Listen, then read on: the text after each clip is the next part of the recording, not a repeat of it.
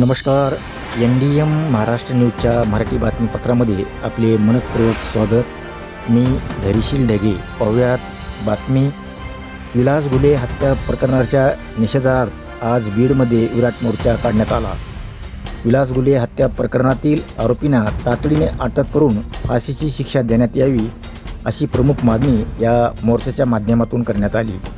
या प्रकरणात खासदार पुत्राचा सहभाग असल्याचा आरोप करत त्याची चौकशी करून त्यालाही अटक करण्यात यावी अशी मागणी आंदोलकांनी यावेळी केली. या विराट मोर्चाला ज्येष्ठ विधितज्ञ गुणरत्न सदावर्ते यांनी मार्गदर्शन केले. मोर्चामध्ये सहभागी नागरिक आणि आंदोलकांनी घोषणाबाजी करत विलास गुले यांच्या कुटुंबाला न्याय मिळावा, दोषीवर कठोर कारवाई करण्यात यावी अशी मागणी केली. दरम्यान मोठ्या संख्येने नागरिक मोर्चात सहभागी झाल्याने बीड शहरात या आंदोलनाची जोरदार चर्चा पाहायला मिळाली. आता प्रशासन या मागण्यावर काय भूमिका घेते आणि विलास गुले हत्या प्रकरणाच्या तपासाला कोणते वळण मिळते याकडे सर्वांचे लक्ष लागले आहे. NDM Maharashtra news Beed. गेले 2 महिने झाले या ठिकाणी आम्ही न्यायाची याचना करतो आहोत, पण कसल्याही प्रकारे या ठिकाणी शासन आणि पोलीस प्रशासन दखल घेत नाही. या जनाक्रोश मोर्चाच्या माध्यमातून सांगू इच्छितो, या जिल्ह्याचे जे SP साहेब आहेत, जे नवनीत राऊत साहेब आहेत, गृहमंत्री साहेब यांची सगळ्यात अगोदर उचलबांगडी करा, अन्यथा या घुले कुटुंबांना न्याय भेटणार नाही. हा महत्वाचा या ठिकाणी मुद्दा आहे. 2 महिने झाला तुमच्याकडे आम्ही न्यायाची भीक मागतो. SP साहेब, गृहमंत्री साहेब, माननीय जिल्हाधिकारी साहेब, तुम्ही डोकून देखील आमच्याकडे पाहत नाहीये का? आम्ही अल्पसंख्याक आहोत म्हणून किंवा आम्हाला विशिष्ट एका पक्षाच्या दावणीला बांधला असा तुमचा घोर समज आहे की काय?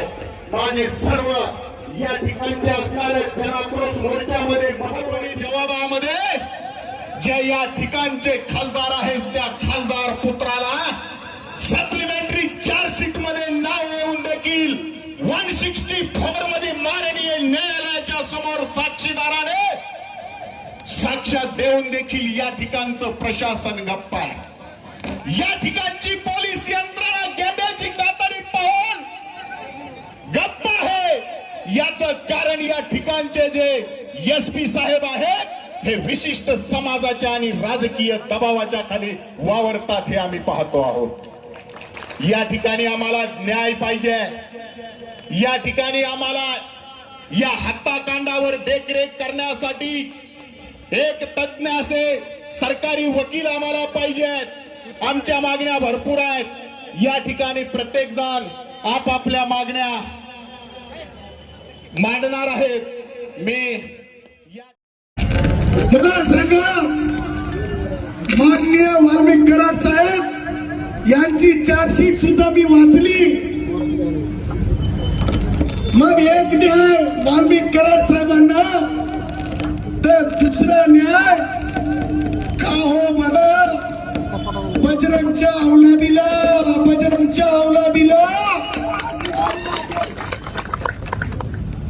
त्यामुळं दुसऱ्या प्रकारचा न्याय देऊ दिला जाणार नाही. न्याय होईल तर बराबरी का होईल. बजरंग असेल किंवा आणखी कुणीतरी देशमुख पाटील असेल, हे लक्षात ठेवायचं म्हणे जे हक्क अधिकार हे कोयता घेऊन उसाची मोळी बांधणाऱ्या वंजारी असेल, बंजारा असेल किंवा वडार भाऊ असेल किंवा लोहार भाऊ असेल, कुंभार भाऊ असेल, त्यांना जी लायकी आणि उंची संविधानाने दिलेली आहे त्याच्या अपेक्षावर कोई पाटील नाहीये, कोई देशमुख नाहीये. सगळ्या बरोबरीच्या मला पुढे जाऊन बोलताना हे सांगायचंय की अपप्रवृत्ती आहे. तुम्हाला सांगतो, बाजूला विखे पाटील नावाचे मंत्री आहेत. अनेक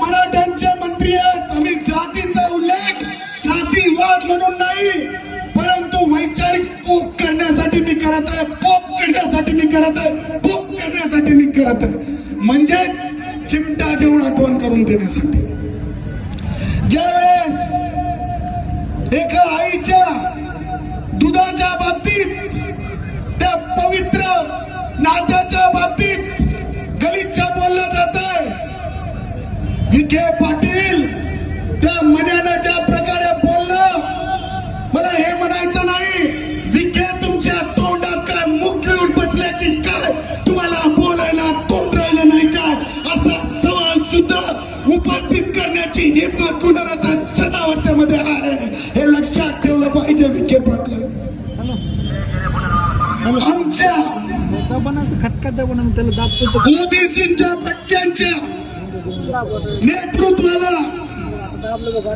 या माझ्या आमच्या पोटच्या जोड्याला, या माझ्या बहिणीच्या सर्वांकष प्रेमाच्या बंधनाच्या पतीला जीव गमावला, हत्या झाली. सुप्रियाताई सुळे तुम्ही या बीडामध्ये आल्या म्हणे आणि तुम्ही जाहीर करून टाकलं कोण आरोपी आहे कोण आरोपी नाही. सुप्रियाताई तुम्ही कधी बीडच्या पोलीस हवालदार म्हणून भरती झाला होतात का हे मला माहिती नाही, कारण तुम्ही असं बोलूच कसं शकता. मला प्रश्न उपस्थित करायचा आहे त्या तमाम पुढाऱ्यांचा, ते तमाम पुढारी जे मतदानाच्या वेळेस अनेकांनी प्रश्न उपस्थित केले, ते तमाम पुढारी आमच्या वंजारी भावांचे पदासाठी अग्रेसर असतात, पण गुन्ह्यांच्या बाबतीत ते का गायब आहेत मला हे सांगायचंच.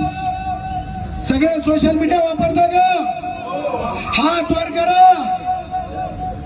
तुम्हाला सांगतो आपल्या सोशल मीडियाच्या फेसबुकच्या पेजवर लिहून ठेवा, तुमच्या स्टेटस मध्ये सुप्रियाताई माफी मागा, वंजाऱ्याच्या दारावर का आल्या नाही असं स्टेटस लिहून ठेवा. आणि ज्याच्याकडे मोबाईल नसतील त्यांनी मातीचं करायचो की शेपटीचं करायचो बांधकामाचं खडून लिहून ठेवा की सुप्रियाताई सुळे तुम्ही असं कसं म्हणालात आणि तुम्ही वंजाऱ्याच्या दारावर का आला नाही असं लिहून ठेवा. हे ना फार सेन्सेबल असतात, पुढारी खूप भित्रट असतात आणि ते भित्रट पुढारी ताबडतोब ज्यावेळेस आपले विचार बदलत असतात त्यामुळे धडा शिकवण्यासाठी सगळ्यात अगोदर पहिलं पाऊल उचलणार का? मी म्हणेल सुप्रियाताई शेम शेम, तुम्ही म्हणायचं शेम शेम, सुप्रियाताई शेम शेम.